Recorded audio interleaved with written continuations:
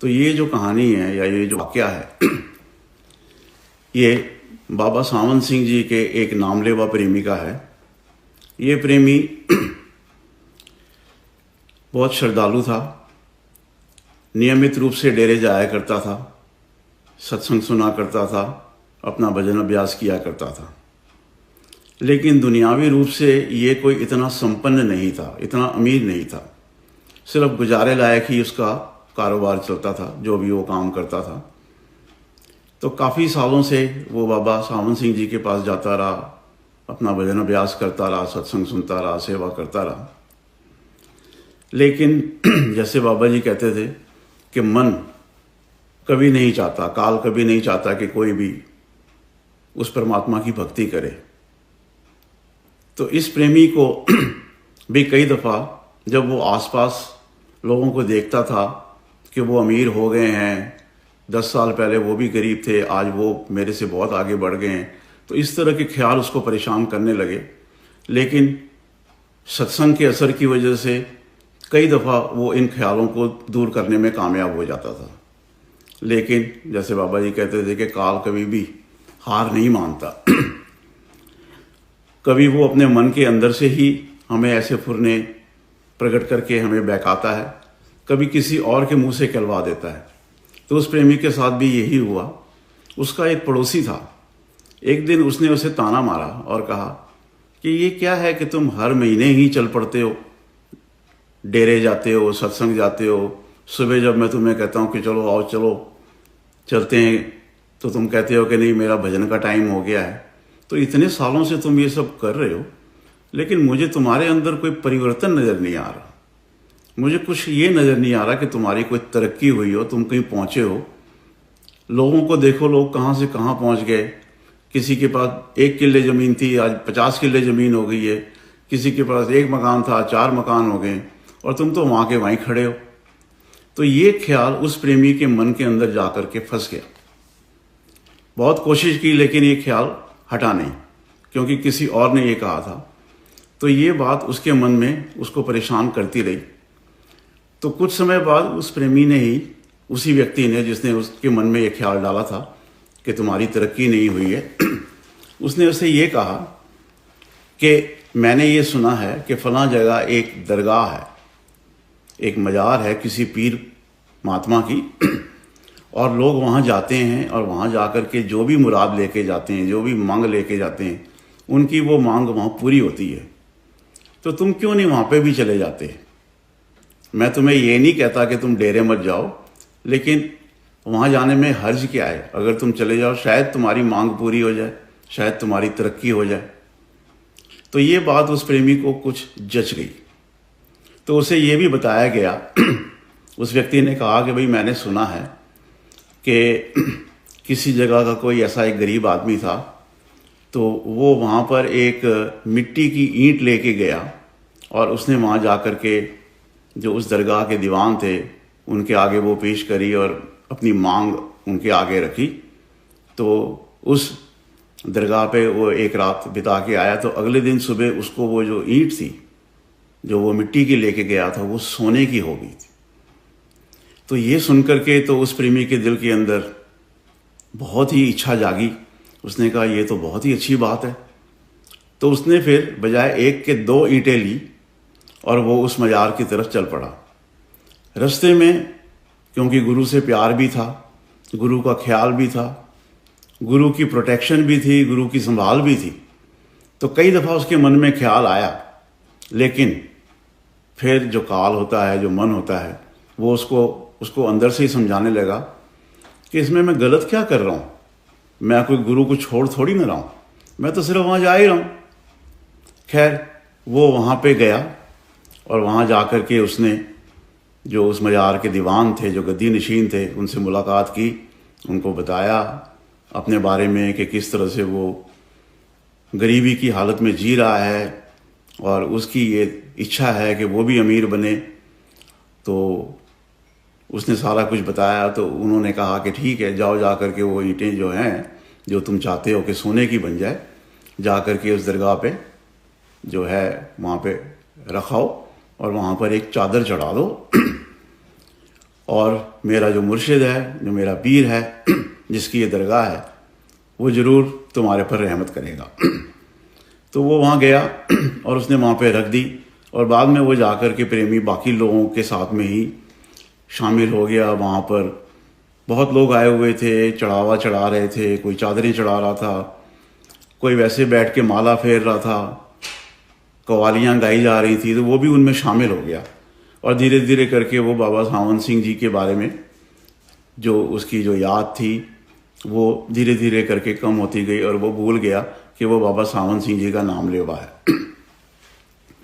खैर, अगले दिन सुबह उस दरगाह के दीवान ने उसे बुलाया और कहा कि जाओ जाकर के अपना सामान ले लो, और मेरी उम्मीद है कि तुम्हारी मुराद पूरी हो गई होगी। तो जब वो प्रेमी वहाँ पर गया और उसने वो अपना थैला उठा करके देखा, तो उसके अंदर सोने की कोई ईंटें नहीं थी, उसमें वो मिट्टी की ईंटें थी जो वो अपने घर से लेकर आया था। तो वो बड़ा परेशान हुआ, उदास हुआ, और उसने आकर के उस गद्दी नशीन को, उस दीवान को ये कहा कि महाराज, ये तो वैसी की वैसी ही हैं जो मैं लेकर आया था। तो वो भी देख करके बहुत आश्चर्यचकित हुए, और उसने कहा ऐसे कैसे हो सकता है, आज तक तो इस दरगाह पर जो भी आया है उसकी सारी मुरादें पूरी हुई हैं, और मैंने खुद देखा है रात को कि किस तरह से तुम्हारी भी मुराद पूरी हुई थी, किस तरह से मेरे पीर ने आकर के अपनी रहमत से, अपनी कमाई से इसे सोने में तब्दील कर दिया था। खैर, कोई बात नहीं, शायद इसके पीछे भी कोई राज होगा। आप एक दिन और रुको, आज रात को मैं फिर आपके लिए अपने पीर से, अपने मुर्शिद से इबादत करूँगा, और वो ज़रूर आप पर रहमत करेंगे। तो अगले दिन भी वो प्रेमी वहाँ पर रुक गया। रात को फिर उस दीवान ने जैसे भी उनका तंत्र मंत्र या जो भी इबादत का तरीका होता था वो किया, और वो करके वो ईंटों को सोने में तब्दील कर दिया। अगले दिन सुबह फिर उसने उस प्रेमी को बुलाया, बाबा सावन सिंह जी के नाम लेवा को, कि भाई, मेरे गुरु ने एक बार फिर आप पर रहमत करी है, जाओ जा करके अपना सामान ले लो। तो जो प्रेमी फिर जब वहाँ गया तो उसने देखा कि फिर भी ईंटें अभी मिट्टी की ही थी, सोने में नहीं बदली थी। तो वो नाराज़ हो गया, और उसने कहा ये क्या बात हुई, कल भी आपने कहा था, आज भी आपने कहा, लेकिन ये तो वैसे का वैसे ही है। तो ये देख करके वो जो दीवान था उस मज़ार का, उस दरगाह का जो गद्दी नशीन था, वो और भी परेशान हो गया, क्योंकि उसने खुद दोनों दिन उन ईंटों को सोने में तब्दील होते हुए देखा था, और उसको तसल्ली थी कि ये सोने में बदल गई है।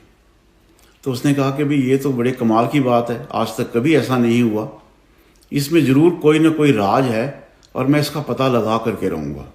आप मुझे एक दिन और दो, आज का दिन आप और यहाँ रुक जाओ, और आपकी मुराद पूरी होगी। तो उस रात को उस दीवान ने फिर इबादत की, प्रार्थना करी, अपना तंत्र मंत्र किया, और फिर से वो ईंटें सोने में तब्दील हो गई।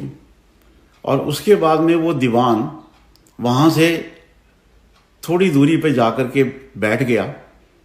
वो जानना चाहता था कि उसकी जो बनाई हुई जो ये सोने की ईंटें हैं, ये मिट्टी में वापस कैसे तब्दील हो जाती है, क्या राज क्या है, कौन कर जाता है ऐसा। तो वो दूर बैठ कर के देखता रहा। तो थोड़ी देर के बाद में उसे नज़र आया कि एक बहुत ही आकर्षक, बहुत ही लुभावना, बहुत ही सुंदर एक स्वरूप, पूरे सफ़ेद कपड़ों में, सफ़ेद पगड़ी पहने हुए, सफ़ेद दाढ़ी वाले, और हाथ में खूंटी लिए हुए, हाथ में एक सोटी लिए हुए वहाँ पे आए। उनका तेज इतना था कि अंधेरी रात के अंदर भी उनकी जो रोशनी थी वो पूरे मंडल को चमका रही थी, रोशन कर रही थी। इतनी रोशनी थी कि वो दीवान भी अपनी आंखें चुंधियाने लगा, आंखें बंद करने लगा, उससे भी वो तेज बर्दाश्त नहीं हुआ। लेकिन फिर भी उसने ये देखा कि वो स्वरूप आया और आकर के अपनी लकड़ी से, अपनी सोटी से उस थैले को उसने हिलाया, और फिर वो वहाँ से चला गया। तो बाद में दीवान ने जाके देखा तो ईंटें फिर मिट्टी की हुई पड़ी थी। उसने फिर अपने गुरु से प्रार्थना करी, फिर अपना तंत्र मंत्र किया, और फिर वो ईंटें जो हैं वो सोने की बना दी। और फिर जाके वो बैठ गया। थोड़ी देर बाद फिर वही वाकया हुआ, फिर वो स्वरूप आया और फिर आकर के उसने अपनी खूंटी से उस थैले को हिलाया और चला गया। फिर से दीवान ने जाके देखा तो ईंटें जो थी वो फिर मिट्टी की हो गई। उसने फिर वो ही किया। तो ये सिलसिला पूरी रात चलता रहा। वो जाकर के सोने की ईंटें बनाता और वो स्वरूप आता और उसको मिट्टी की करके चला जाता। ऐसे करते करते जब पूरी रात निकल गई और वो दीवान भी थक गया, तो जब सुबह हुई और वो प्रेमी आया कि महाराज मेरी मांग पूरी हो गई, मेरी मुराद पूरी हो गई, तो उसने कहा कि भाई सबसे पहले तो मुझे ये बताओ कि क्या आपका कोई मुरीद है, मुर्शिद है? क्या आप किसी के मुरीद हो? आपका कोई मुर्शिद है? आपका कोई गुरु है? क्या आप किसी ऐसे व्यक्ति को जानते हो जो कि लंबा पतला सफ़ेद कपड़ों वाला, हाथ में खूंटी लेकर के चलता हो? तो जब उसने वो स्वरूप का वर्णन उस प्रेमी के आगे किया, तब उसको एकदम से ख्याल आया कि हाँ, ये तो मेरे गुरु हैं, ये तो बाबा सावंत सिंह जी हैं जिनसे मैंने नामदान लिया हुआ है, ये मेरे गुरु हैं। तो जब उसने ये बताया तो उस दीवान ने कहा कि भाई मुझे अफसोस है कि मैं आपका काम नहीं कर सकता, क्योंकि वो जो स्वरूप है, वो जो ताकत है, मेरी वहाँ तक पहुँच नहीं है। मेरी जहाँ तक पहुँच थी, मेरे मुर्शिद ने जो मुझे समझाया था, सिखाया था, उससे जो मैं कर सकता था वो तो दुनियावी चीज़ें थी, लेकिन जो वो ताकत है वो इन सब चीज़ों से बहुत ऊपर है। और जब वो इसके अंदर इन्वॉल्व हैं, जब वो इसके अंदर शामिल हैं, जब वो नहीं चाहते कि ये ईंटें सोने की बने, तो मैं या मेरे जैसा कोई भी कुछ नहीं कर सकता। तो ये सुन कर के उस प्रेमी को बजाय समझ आने के कि उसका गुरु बाबा सावंत सिंह जी कितने महान हैं, उसके मन में ये ख्याल आया कि ये क्या बात हुई, ये पीर जो है, ये जो दीवान है दरगाह वाला, ये तो मेरी ज़िंदगी को बेहतर बनाने के लिए मेरे पे दया कर रहा है और मेरी जो ये ईंटें हैं इसको सोने की बना रहा है, लेकिन मेरे गुरु बाबा सावंत सिंह जी को मेरा सुख नहीं नज़र आता। वो मेरे सुख से सुखी नहीं है, वो मुझे दुखी देखना चाहते हैं, इसलिए आकर के उन्होंने मेरा बनता हुआ काम भी बिगाड़ दिया। तो ये नाराज़गी लेके, ये ख्याल लेके वो प्रेमी उसी टाइम फिर डेरे गया। डेरे जाकर के उसने बाबा सावंत सिंह जी के मिलने की अरदास की और उसको मौका मिल गया और वो बाबा सावंत सिंह जी के पास पहुंचा और कहने लगा कि महाराज मैंने इतने साल आपका सत्संग सुना, भजन किया, सेवा की, फिर भी आप मुझे दुखी देखना चाहते हो, आप नहीं चाहते कि मैं सुखी हूँ। तो बाबा सावंत सिंह जी ने कहा कि बेटा, संत कभी भी अपने सेवकों को दुखी देखना नहीं चाहते, बात क्या हुई है मुझे बताओ। फिर उसने पूरी दास्तान सुनाई, पूरी कहानी सुनाई और कहा कि अगर वो ईंटें सोने की आप बनी रहने देते तो आपका क्या बिगड़ जाता, मेरी ज़िंदगी संवर जाती। तो बाबा सावंत सिंह जी ने कहा कि बेटा, इस जन्म के अंदर जो तुम्हारा मेरे साथ मिलना हुआ है, जो तुम्हारा मेरे पास आना हुआ है, वो किसी खास मकसद के लिए हुआ है। ये तुम्हारा आखिरी जन्म है और तुम्हारे लिए ये तय हो गया है कि अब तुमने वापस अपने घर सचखंड पहुंच जाना है। और उस परमात्मा ने मेरी ये जिम्मेदारी लगाई है, मेरी ये ड्यूटी लगाई है कि मैं ये देखूं कि तुम दुनिया की चीज़ों में ना फंस जाओ। जो तुम्हारी प्रारब्ध है, जो तुम्हारे कर्म हैं, उसके हिसाब से तुम्हारा जो गुजारा है वो परमात्मा तुम्हें दे रहा है। परमात्मा नहीं चाहता कि तुम दुनिया की ऐशो इशरतों में फंसो और उसको भूल जाओ और यहीं फंस करके रह जाओ, क्योंकि तुम पहले ही बहुत दफ़ा यहाँ आ चुके हो, तुम्हारा आवागमन अब ख़त्म होने वाला है। इसलिए उस परमात्मा के हुक्म के अंदर ही जो किया गया, अब इसके अंदर आप मेरे से नाराज़ होते हो तो आपकी मर्ज़ी है, लेकिन मैं आपको ये बता दूं कि कोई भी पिता अपने बच्चों को दुखी देखना नहीं चाहता, और जो चीज़ उन्हें आगे जाकर के दुख दे सकती है, दुनिया में फंसा सकती है, वो कभी भी उनको वो हासिल करने नहीं देगा। तो बाबा जी ने ये कहानी सुनाई, और बाबा जी ने बाद में ये भी कहा कि इस कहानी से हमें ये समझना चाहिए कि गुरु हमें संसार की चीज़ें देने के लिए यहाँ नहीं आया है। संसारिक चीज़ें या तो हमारी प्रारब्ध में लिखी हैं उनसे मिलती हैं, या जो हम कर्म करते हैं उनसे मिलती है।